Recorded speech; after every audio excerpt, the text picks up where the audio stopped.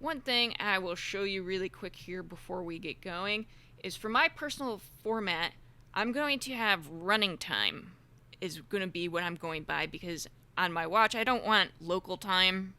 That's going to be more confusing, and on the front screen of my watch it's constantly showing me how long I've been running, so it's easier for me to work with that and those numbers based on how I have my watch set up as well. So what I did over here for cell, I have duration, I have highlighted hours and minutes, and I have specified that this is the format I want to use. You may want to set it up like this, you may not. You may want to go by local time. You're going to have a little bit more math to do that way. Also, if you don't go by duration, if you're not in a time format and you're in a numbers format, you could run into an issue where you're doing math and just, for example, you're going to have 36.5 on here. If it's not working in time and it came up with 36.5 because of a formula you put in, it's not talking about 36 hours and 50 minutes. It's talking about 36.5. Well, 0.5 of an hour is 30 minutes. So it gets a little bit confusing. I'm working in duration. You do what you want. Just make sure you understand how you're formatting it and the implications of that. So for me, time. For me, if it says 36 and then 0.550 after that, it's going to mean 50 minutes because of the way I have it set up over here. Alright, so I've made a couple of columns, you'll notice. So I have that 48-hour cutoff column.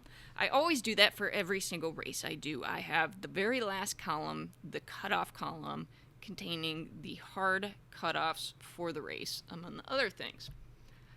46 hours. I always do this for every race as well. I don't want to come in right at the cutoffs. I don't want to cut it that close. I don't know about you. So I have knocked 2 hours off. I always like to know that I'm going to come in at least 2 hours ahead of the cutoffs. And that gives me a nice little buffer that I enjoy. Okay, so 46 hours, I want to have that 2 hour buffer. And then you'll see I made a 42-hour column. Well, why did I make a 42-hour column? This is very much a personal preference thing. I just want to have a little fun and challenge myself. And so there's a couple ways I came up with that for myself, if you're interested. But this really has nothing to do with how you should be planning your race. I went to Ultra Sign Up and poked around a little bit on the Outlaw page. Now, first off, last year I did the 100-miler, in which some would call kind of deplorable conditions. That is when we got the snowstorm and the big freeze in Oklahoma, and it was pretty crazy out there. We were doing the race in single-digit temperatures and then quite a bit of snow at the end. So the funny part is that this is the longest it has ever taken me to complete 100 miles, and yet this is the highest I've ever placed in a race. There were obviously a lot of people who weren't having it or pieced out when they saw what the weather was going to be. But I just think it would be a fun challenge for myself, given the conditions of last year, to try to do 135 miles in less time than I did the 100-miler last year. Lately, I've been just trying to give myself fun little challenges along the way. I did not do this for my first few 100-milers, nor should you. My goal was just to get to the finish line of those first hundreds. Another thing I did was I was scoping out, if we go back here to the 135-miler, I was just scoping out some times here, and it looks like only one woman has finished the 135-miler. It's pretty new. I think the last year... I think last year was the first year that they offered the 135-mile distance. So it's only had one female finisher, and she came in at about 44:55. So I just think it would be fun to try to break that. But anyway, that's just to let you know like where I came up with that number and why. Just fun, challenging of myself. 46 hours. How do we calculate this? I have my little calculator right here. Okay, first thing, I'm going to take 46 and multiply it by 60 because there are 60 minutes in an hour, right? I get 2760. I'm going 135 miles, so I'm going to divide this by 135. You, if you're doing 100, you're going to divide it by, and seldom are hundreds exactly 100. You need to pull it up, and if your 100 miler is 102 miles, then you would divide this by 102.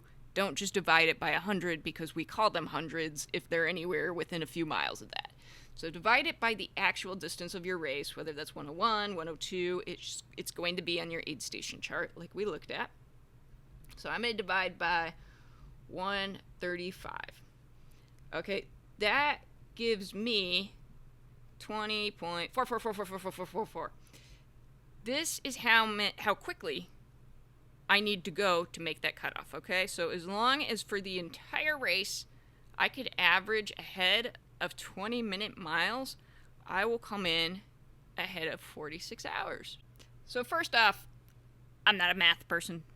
I'm not a computer person. There's probably a better way to do this. I'm just going to show you how I do it. Okay, so this is what I like to do here, only for this top part right here. I like to change the way it's formatted. So I want duration. I'm going to go minutes and seconds for this one right here. And I'm going to have the M and the S show just to remind me, just to have that contrast, because that's not the format of the rest of my chart here. So this is going to be just for this section right here. Now remember, again, to recap, the way that I have the rest of this chart set up is going to be hours, minutes, duration is selected in the drop down box, and I have this style selected right here because that's the style that I want for me. You pick which style works for you. Okay, so we just determined that I need to do 20.44 on the pace to make that 46-hour cutoff. That's going to be about 20, and let's see, that's going to be about 26 seconds. So 20 minutes and 26 seconds is what about 20.4 would come out to. So I've got that in the top there now. Okay, so we got that there. We're going to come to this box right here. We're going to go to Insert, Formula, Product, double click this. First off, I'm going to click on this guy right here, and I'm going to hit Preserve Row, Preserve Column. And that's for the purposes of copying and pasting, which we're about to do right here. So select that in order for the copy and paste to work right when we get to that in a second here. Then I'm going to do that right here. We're going to multiply that times R7 over here. So your box should look like this right here. And we're going to do check. Okay? And now what that's telling me, this is going to be the same as like my running watch duration. I'm going to be able to compare that to this time right here on the chart. It's telling me that by 2 hours and 23 minutes into the race, I should have already been to Shorty's brothel. Otherwise, I'm running behind schedule. That's bad news if I'm not there yet, okay? So I'm going to copy this right here, edit, copy, or Command-C. We're going to come down the line right here. I'm just going to go Command-V.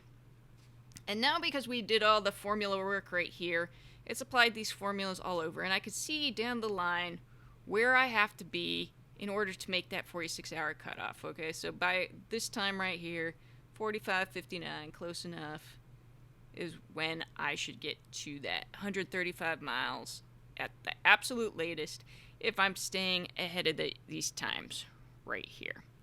Okay, so next, I don't know where my calculator went. Calculator! Alright, so next we can do it for that 42 hours, okay? 42 hours times 60 to find out our total minutes. 2520. I need to divide that by 135 because that's how many miles I'm going. And 18.66 is the pace that I have to keep up. That is not 66 seconds. That's 66% of a minute. Okay, so it's going to be 18 minutes.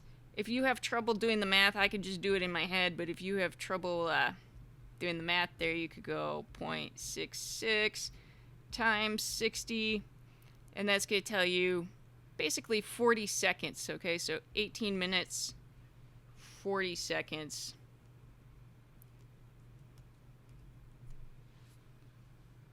Oh no, I put that in the wrong box. Don't do that. All right, I hit edit undo. It's just going to go over here.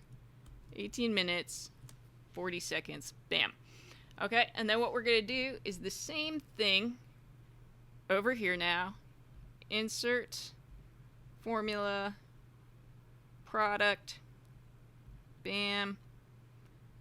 Right here, select that, preserve row, preserve column, and then we need the missing piece right there. Our 7 miles. Click. Excellent. So if I'm going to be ahead of 42 hours, now I need to come in to Shorty's Brothel ahead of 2 hours, 11 minutes. Edit. Copy. Paste. All the way down. Alright. Now for this one, it's going to be a little bit different for me as I try to figure out how I want to do this for 135 miles. I've never done 135 miles before, so I don't know how I want to do it. I do know that what I would recommend to you, this is going to be like the bottom line of how fast we want to go, okay? If you're coming in consistently ahead of the times in this column right here, this is your slowdown. So these are the columns you look at and say, hey, I got to speed up. This is the column you look at and say, whoa, Nelly, I'm over-pacing. I'm getting sucked into the hype. This is no good right here. Okay, for me, I will use No Business and Cloud Splitter as examples, okay? I had a terrible race at Oregon Cascades at the end of August and came out of that with an overuse injury. And my whole year was leading up to October, in which I had double hundreds, No Business and Cloud Splitter. I ended up having to go into October with this overuse tendon issue, right? The injury would get aggravated if I went faster. So my whole strategy to be able to complete October, which just seemed like a pipe dream at the time, was to use a pace chart that kept me slow throughout. And so for that, I used like 15-minute miles, okay? So let's just say, for example, and I think 15-minute miles is actually a really great one to use for your first 100, okay? I can't think of a race that 15-minute miles isn't going to get you ahead of the cutoffs, okay? There's no need to go faster than that. If your goal is just to finish, then I would kind of stay there. I mean, it's okay if you come in a little ahead in the beginning, but let's go ahead. Let's just sample that out, all right? Let's do our 15. Oops. What in the world? 15. Okay, there we go. Widen this up a little bit so we can see it. 15-minute miles. So again, insert formula. Command V. Okay. So now this is the opposite. This is going to be like, if I'm getting to these aid stations, it's okay if you're a little bit faster than 15-minute miles in the beginning. But if you're starting to get into the 13-mile aid station, the 20-mile aid station, the 27-mile aid station, the 33-mile aid station, if you're consistently getting to all these aid stations ahead of that 15-minute miles, the chances are you are really overpacing your race, all right? That's bad news. So this is going to be the column that we use to say, hey, I got to slow it down if you're coming in ahead of these numbers. And so for you now, for me, like I said, for this 42 hours, this was just my fun challenge column. For your first couple hundreds, just trying to make it to the finish line, I just say don't have a fun challenge column, okay? No fun challenge column for you, okay?